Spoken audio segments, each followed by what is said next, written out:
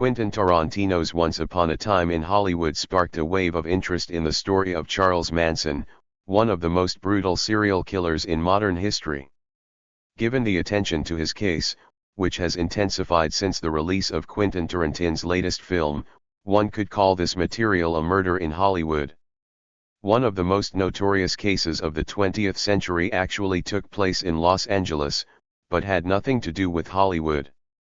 Anyone could become a victim of the Manson family, they didn't care who they killed. For many, the Manson case is the Sharon Tate case. Indeed, one of those killed was the wife of director Roman Polanski, who was just beginning to gain screen fame, and at the time of her death she was 9 months pregnant. But in total there were much more victims, and despite the apparent obviousness of the evidence, the process in this case was not easy and several times literally hung by a thread. Charles Manson was born in 1934, his mother was only 16 years old at that time and she didn't even know exactly who the child's father was. We can say that committing various offenses was the lifestyle of Charles, who wandered from one special school to another. He went to prison for the first time in 1956, and in 1959 he was sentenced to 10 years for a bad check. He was released a little earlier in 1967, at that time he was 32 years old. He spent more than half of his life in prisons and special institutions, and asked to be kept in custody. Manson did not understand how he could live in freedom. 1967 was the year of the heyday of the hippie movement, and Manson also rode this wave. He founded his own commune called Family. Her ideology mixed everything with the idea of universal love, Manson's statements that he is Jesus and the prophecy of the coming interracial war. And also music. Manson dreamed of becoming a musician, played the guitar, wrote songs, and desperately wanted to break into this field. Most of the family members were young girls. Manson knew how to tie them to himself, although he did not have outstanding external characteristics. Nevertheless, many were slavishly devoted to him, others were afraid to death, so they remained in the commune. Starting with a small company of 9 people who fit on Manson's school bus, he eventually gathered more than 100 followers around him. At the time of the murders, they were living on George Spann's ranch, where films had previously been filmed. It is difficult to understand the goals of Manson, who sent his followers to senseless and brutal murders. He did not hide that he foresaw a war between light-skinned and dark-skinned people in America, in which the latter would win. This is where a family should appear, having previously taken refuge safely in the Valley of Death. This is a depression between the mountains in California near the Mojave Desert. There, the family had prepared another shelter, where they were actually caught. Manson hoped that after the victory of African Americans, they would be the only surviving whites who would eventually receive full power. Manson's crimes had to somehow indicate that they were committed by black people, or rather the Black Panthers, left-wing radicals who defended their rights. To do this, the killers tried to leave traces of what looked like a cat's paws at the crime scene. They also planted the wallet of one of the victims in a black neighborhood. True, the plant was so unsuccessful that he was found only 4 months later. Manson also had another strange idea related to the onset of general chaos. He got it from a Beatles album. The songs came together in Manson's head into a kind of picture built into his concept.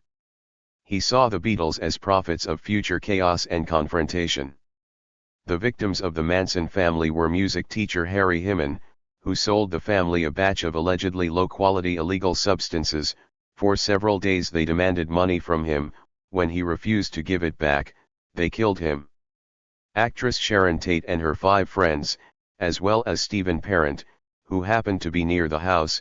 The murder occurred on the night of August 8, 1969. Spouses Leno and Rosemary LaBianca, owners of a trading business, were killed the next day. During the trial, a lawyer, Ronald Hughes, who at one time defended Manson, was brutally murdered.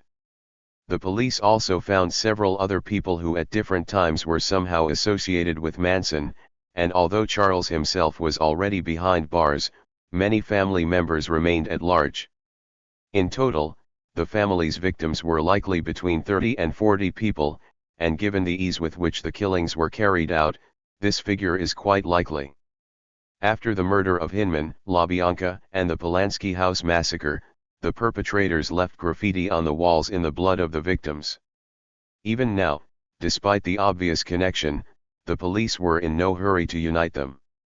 In general, there were many mistakes and absurdities in the investigation, as well as the dedicated work of investigators, police officers, and prosecutors. Let's go through at least the main points: suspects, witnesses, motive and evidence. Contrary to Manson's wishes, no suspicion fell on the Black Panthers. The main suspect was a young man who looked after the house rented by Polanski. Quite quickly, suspicions were removed from him. The press also tried. They wrote that the victims in Polanski's house were under the influence of drugs. They had black and white caps on their heads. They tried to present the murder as ritual, but it was all pure fiction. Then they began to suspect everyone, including bandits and the mafia. A medium went to the crime scene. Polanski announced a reward of $25,000 for valuable information on the case. Father Sharon, a career military man, retired and began conducting his own investigation. "We've run out of suspects."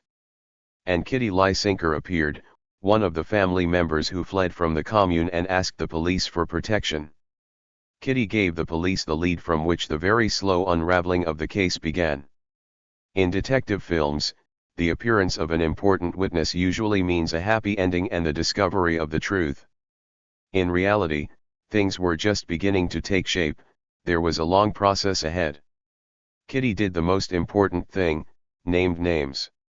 She knew something about Hinman's murder, although she didn't know who exactly killed him.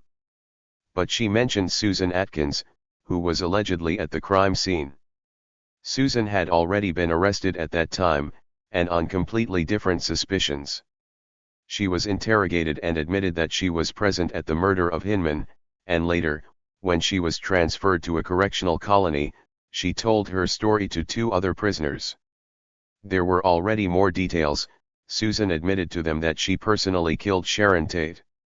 In different ways, Sin and Howard conveyed information to the police, and they had to try to be listened to. 2 more witnesses appeared almost by chance. These were bikers whom Manson tried to bring into the family. One of them spent quite a lot of time in a commune, where he was something like the manager of a weapons warehouse. The second knew a lot, but refused to speak in court. Firstly, he has a few more accusations on him, and secondly, he was scared to death of Manson. A reliable witness was needed, whose testimony would expose the perpetrators. Family members were summoned for interrogation, threatened, intimidated, and hinted at a reward of $25,000. Nobody wanted to testify against it. So far, Linda Kasabian, who was at Polanski's house and at LaBianca's house, did not agree to this, but did not take part in the murders. She was the only one with a legal driver's license, and that was what she was worth to Manson. Until the very end, the prosecution feared that Linda would refuse to speak. She was practically the only reliable witness. She was interrogated in court for 17 days. The defense tried to present her as an abnormal person whose words could not be trusted. Linda never lost her testimony and was eventually released. Have you ever read detective novels? In most of them the heroes leading the investigation say, "Look for a motive." The problem with the Manson case was that the crimes were completely senseless, and the prosecution wanted to find a motive. This was necessary for jurors, who, as experience shows, always want to know the reason for the crime.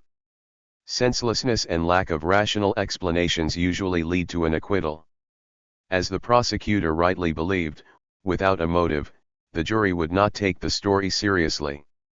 And the prosecution managed to find another very thin thread that tied Manson to the house where the Polanskis lived. A few days before the murder, Manson visited the mansion, looking for Ruth Altobelli, the owner of the house, who worked in show business.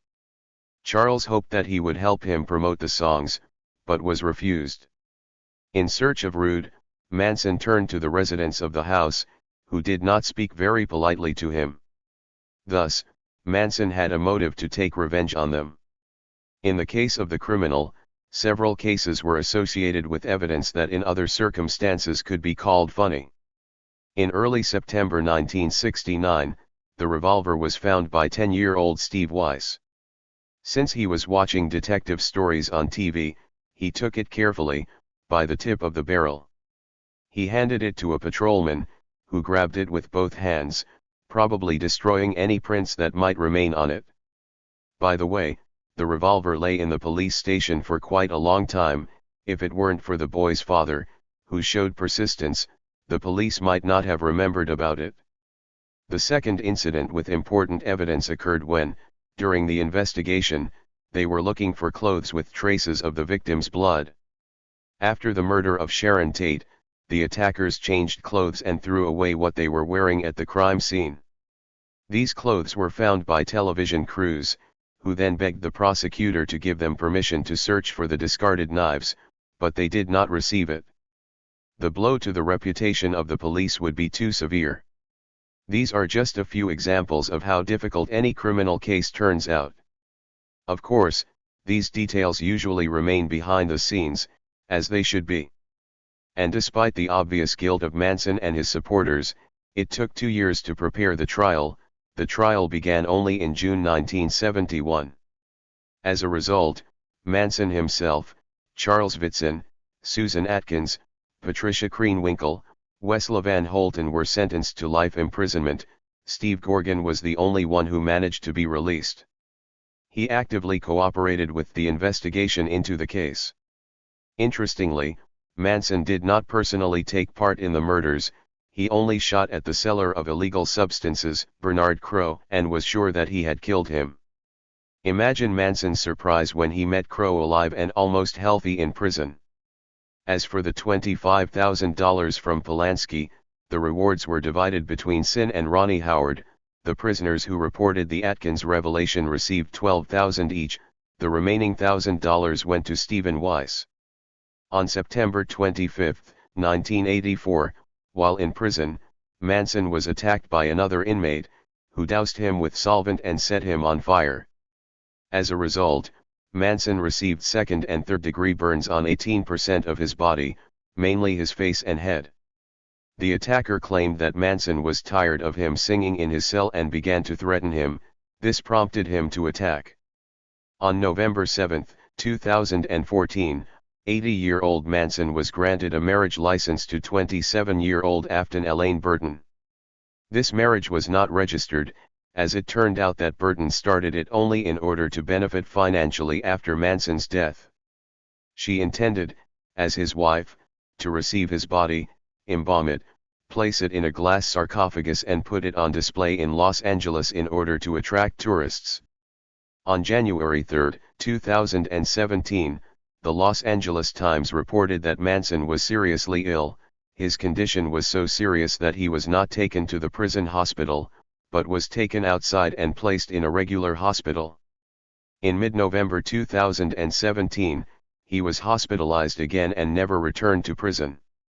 Charles Manson died while in hospital on November 19, 2017, at the age of 84. The body was cremated and the ashes were scattered in an unknown location. At the moment, it is finally February 2022, everyone except Atkins and Manson himself are alive.